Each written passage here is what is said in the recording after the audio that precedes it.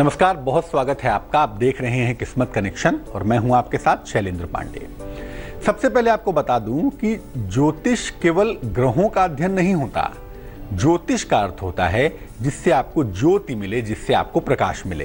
तो हम कोशिश करते हैं कि अलग अलग विषयों पर से जो आपकी भ्रांतियां हैं, जो आपके मन की चिंताएं हैं, समस्याएं हैं, उनको दूर करने का प्रयास करें ताकि आप ये समझ पाएं कि दरअसल हमारा जीवन किस तरफ जा रहा है, किस तरफ जा सकता है। आज बात इसी क्रम में करेंगे परलोक की। मरने के बाद क्या कोई और लोक भी होता है? क्या वास्तव में कोई लोक है जिस लोक की वजह से आपको लाभ और हानि होती है, जिस लोक का आपको डर दिखाया जाता है? क्या है परलोक और क्या होता है परलोक का मामला? ये तमाम बातें करेंगे, लेकिन सबसे पहले जानेंगे आज का गुड लक। देखिए, हम अपने माता पिता के या जिनका देहावसान हो गया है, हमारे पूर्वजों के चित्र घर में लगाते ही हैं।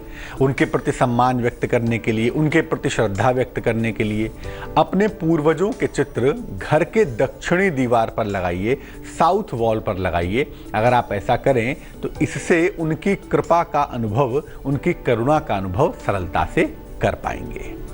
सबसे पहला और महत्वपूर्ण सवाल, क्या कोई दूसरा लोक है? क्या इस लोक के अलावा, जिसमें हम रहते हैं, जिसमें आप हैं, मैं हूं, क्या इस लोक के अलावा दूसरे लोक में भी लोग रहते हैं? ऐसा कुछ है क्या? चलिए आपको बताते हैं आज। हम जिस जगत में रहते हैं ना, उसे भौतिक जगत कहते हैं, उसे फिजिकल वर्ल्ड कहते हैं, लेकिन ये वास्तविक नहीं है। ये बात समझ लीजिए। आपको लगता होगा कि ये रियल है, लेकिन ये रियल है नहीं, वास्तविक नहीं है। यह ईश्वर की कल्पना है। ईश्वर ने कल्पना की, एको हम बहुश्यामी, मैं एक हूं, मैं अनंत हो जाऊं। तो अनंत रूपों में ईश्वर प्रकट हो गए और इसी तरह से ईश्वर की कल्पना आगे बढ़ गई। इसी प्रकार से ईश्वर की कल्पना के कई जगत हैं, केवल भौतिक जगत हमारा ही जगत नहीं है। इसी प्रकार से अन्य जगत भी हैं, अन्य लोक भी हैं, और इंटरेस्टिंगली सब के सब ईश्वर की कल्पना ही हैं। ये तमाम लोग हमारे मन और हमारी आत्मा के साथ जुड़े हुए होते हैं। इन लोगों का अनुभव कभी कभी हो भी जाता है, लेकिन ये जाने रहिए कि बिल्कुल इनका अस्तित्व है। भौतिक जगत के साथ ही एक दूसरा लोक पैरेलल आपके चलता है, आपके बराबर होता है, जिसको हम सूक्ष्म जगत भी कहते हैं, जिसको हम सूक्ष्म लोक भी कहते हैं। ये हमें सामान्य आंखों से नहीं दिखाई देता। या तो हम ध्यान करें, बहुत गहरा ध्यान करेंगे, तब शायद हम सूक्ष्म लोक को देख पाएं, या कभी कभी आवेग में, या कभी एक मंत्र पढ़ा, जोश किया, कुछ हुआ, एकदम से फ्लूक में दिख गया, कभी कभी किसी आवेग में दिख सकता है, लेकिन सामान्यतः इसको देख पाना आसान नहीं है। इस सूक्ष्म जगत में भी तमाम लोग रहते हैं, लेकिन उनके पास पृथ्वी तत्व नहीं होता। हमारे पास 5 तत्व है ना, उसमें एक तत्व है पृथ्वी तत्व। तो जो सूक्ष्म जगत के प्राणी हैं, उनके पास पृथ्वी तत्व नहीं होता, इसलिए उन्हें देख पाना आसान भी नहीं होता। क्या है सूक्ष्म जगत का रहस्य? और मरने के बाद क्या हर व्यक्ति सूक्ष्म लोक में जाता है क्या? बात इस पर करेंगे, लेकिन पहले जान लीजिए मेष, वृष और मिथुन राशि का हाल।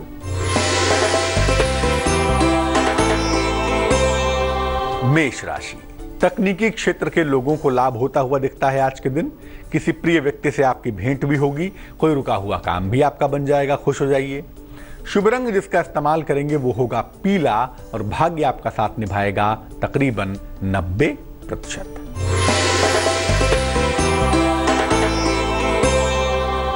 वृष राशि, परिवार में समस्या की स्थिति दिखाई दे रही है। अपने क्रोध पर अगर आप नियंत्रण बनाए रखें तो आपके लिए बहुत सुंदर होगा।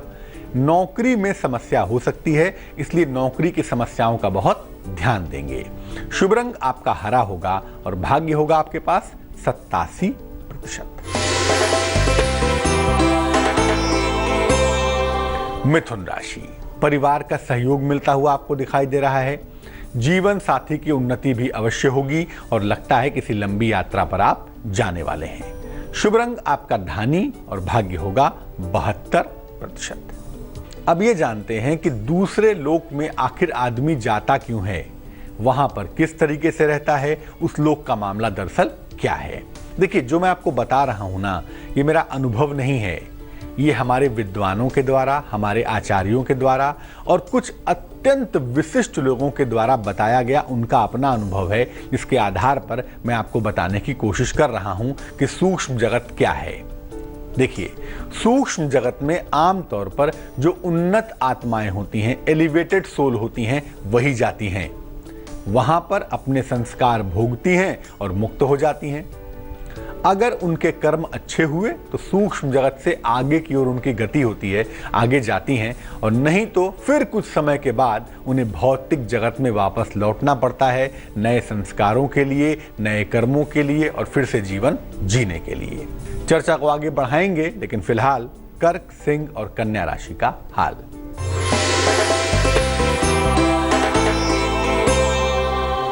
कर्क राशि, स्थान परिवर्तन का योग बनता है। अपने संबंधों पर, अपने रिलेशनशिप पर आपको ध्यान देना चाहिए। मनोकामना पूर्ण होगी ऐसी संभावना बनती है, खुश हो जाइए। शुभ रंग आपका सफेद होगा और भाग्य होगा 76%।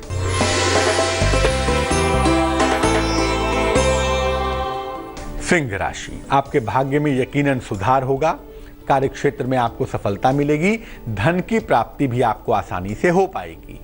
शुभ रंग जिसका इस्तेमाल करेंगे वो होगा गुलाबी और भाग्य होगा 63%।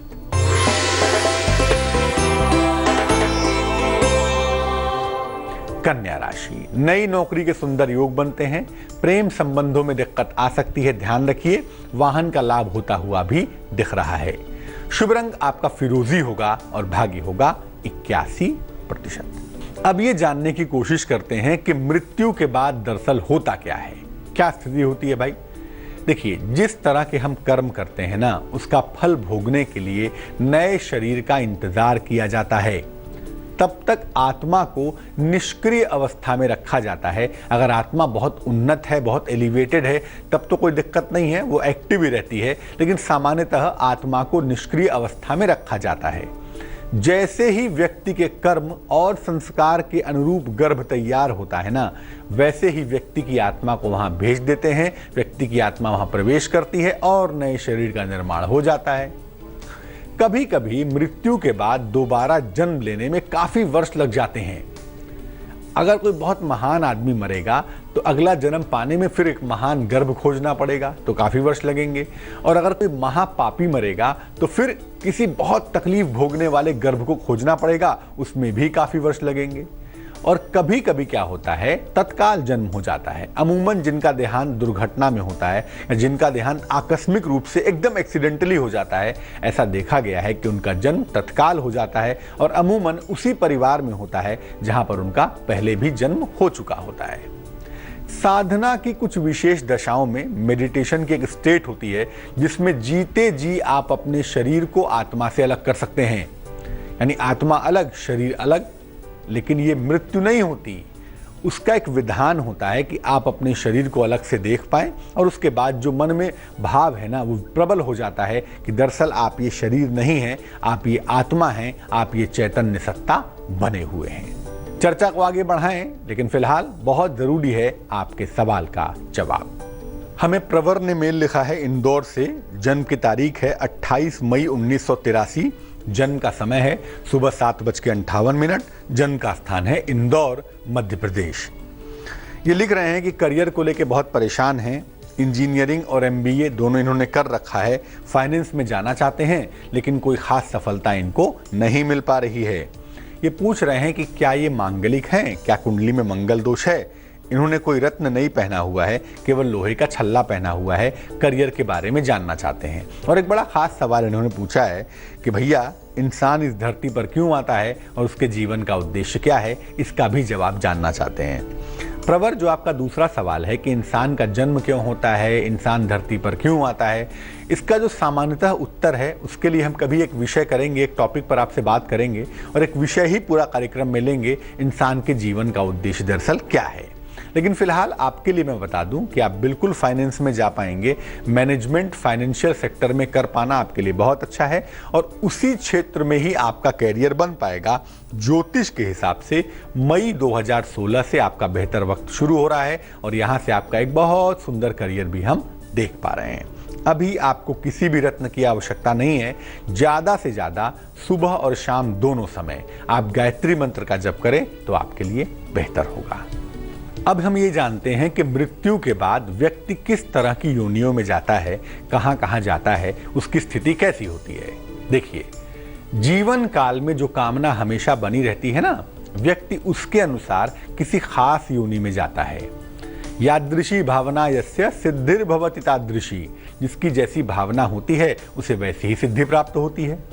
मृत्यु के समय व्यक्ति के मन में जैसे भाव होते हैं, उसी प्रकार की योनि, उसी प्रकार का शरीर, उसी प्रकार का जन्म भी व्यक्ति को मिलता है। वैसे कुल मिला के दो तरह का मामला देखा गया है, दो तरह की योनियां होती हैं। एक होती है प्रेत योनि और एक होती है पितृ योनि। यानी एक शुभ शक्तियां कह सकते हैं और एक को निगेटिव शक्तियां कह सकते हैं। जो शुभ शक्तियां हैं, जिसको पितृ योनि आप कहेंगे, वो होती है गंधर्व, विद्याधर, यक्ष, सिद्ध और किन्नर। इतनी योनियां होती हैं। सिद्ध योनि को सर्वश्रेष्ठ योनि मानते हैं। अगर कोई व्यक्ति जन्म भर ये कामना करे कि भैया मुझे ईश्वर से शक्ति मिल जाए तो मैं लोगों के दुख दूर कर दूं, परम पुरुष मुझे ऐसी ताकत दे दें तो मैं लोगों की समस्या दूर कर दूं, ऐसे लोग अगले जन्म में सिद्ध बनकर जन्म लेते हैं। और अमूमन ऐसे लोगों को आपने देखा होगा कि दूसरों को छू कर, दूसरों को देख कर उनकी बीमारियों को, रोगों को दूर कर देते हैं, क्योंकि वो उनकी कामना होती है। इसीलिए अगले जन्म में उनको वैसा ही शरीर प्राप्त होता है। तुला, वृश्चिक और धनु राशि वालों का वक्त कैसा चल रहा है, आइए जानते हैं।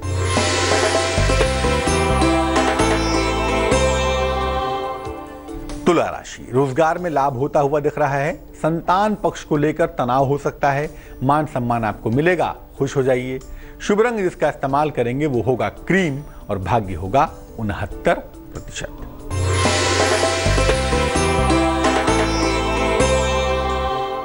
वृश्चिक राशि, सेहत का बहुत ख्याल रखना है आपको।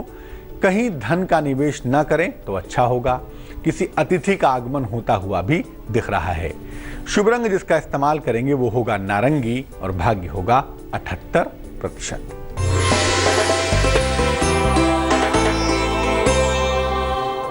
धनु राशि, हड्डियों की समस्या से आपको बचना है। अगर कोई दिक्कत होती है डॉक्टर से कंसल्ट कर लीजिएगा।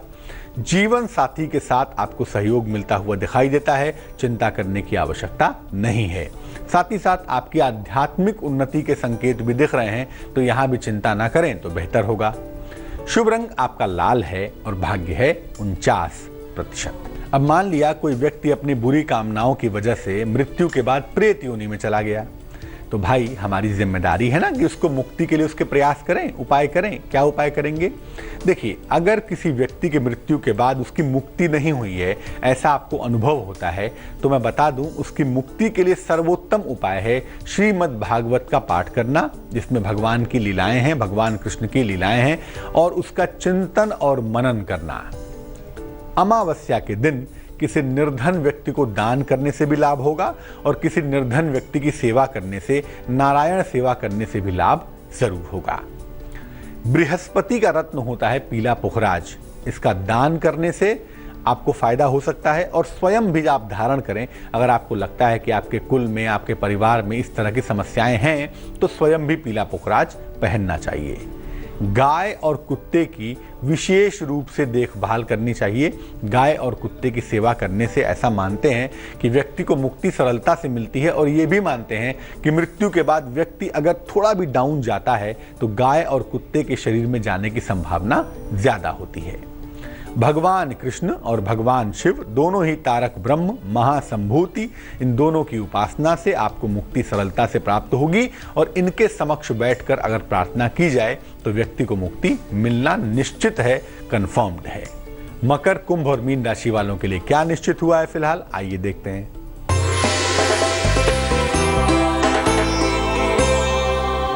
मकर राशि, संपत्ति की समस्या आपकी हल होगी। धन की प्राप्ति के सुंदर योग बन पा रहे हैं। मान सम्मान भी मिलता हुआ दिख रहा है आपको। शुभ रंग जिसका इस्तेमाल करेंगे वो होगा आसमानी और भाग्य होगा 58%।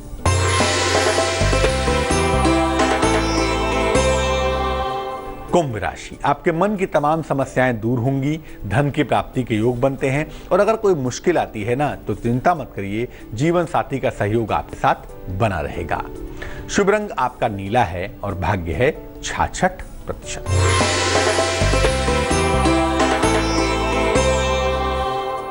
मीन राशि, सेहत आपकी ठीक बनी रहेगी, चिंता नहीं करता मैं। मान सम्मान मिलता हुआ दिख रहा है। परिजन से मुलाकात होगी, दिन आपका बहुत अच्छा हो जाएगा। यानी कुल मिला जुला के दिन आपका बेहतर है। शुभ रंग सुनहरा और भाग्य काफी प्रबल है। भाग्य है 82%। तो हमने ये समझा कि आखिर मृत्यु के बाद का, परलोक का, दूसरे लोक का सत्य क्या है और दूसरे लोक के सत्य से हम कैसे निपटें, दूसरे लोक के सत्य को हम कैसे समझें। अब जान लेते हैं क्या है आज की सलाह। अगर लाख प्रयास करने के बावजूद किसी रिश्ते की दूरियां कम नहीं हो रही हों, कोई रिश्ता आपका दूर हो गया है, आपके पास वापस नहीं आ रहा है, तो क्या करना चाहिए? जिस व्यक्ति से ये दूरियां हो गई हों, सुबह और शाम पूजा के बाद उसका नाम 108 बार लेना चाहिए। सुबह 108 बार, शाम को 108 बार। सोने के पहले ईश्वर से प्रार्थना करनी चाहिए कि आपका रिश्ता उससे जुड़ जाए। और सप्ताह में एक दिन उस व्यक्ति के लिए एक वेला उपवास रखिए। सप्ताह में एक दिन, एक वेला माने एक टाइम उस व्यक्ति के लिए आप भोजन ना करें, उसके लिए सिर्फ प्रार्थना करें, तो बहुत हद तक संभावना बनती है कि आपका रिश्ता उससे बेहतर हो जाएगा। लेकिन आपका इंटेंशन ठीक होना चाहिए, आपका भाव ठीक होना चाहिए, तभी फायदा हो पाएगा। तो आज के लिए किस्मत कनेक्शन में बस इतना ही। कल फिर हाजिर होंगे किसी नए विषय के साथ, आपकी समस्याओं के समाधान के साथ। मुझे दीजिए इजाजत, लेकिन आगे जरूर देखिए रिश्तों की कहानी संजय सिन्हा के साथ। नमस्कार।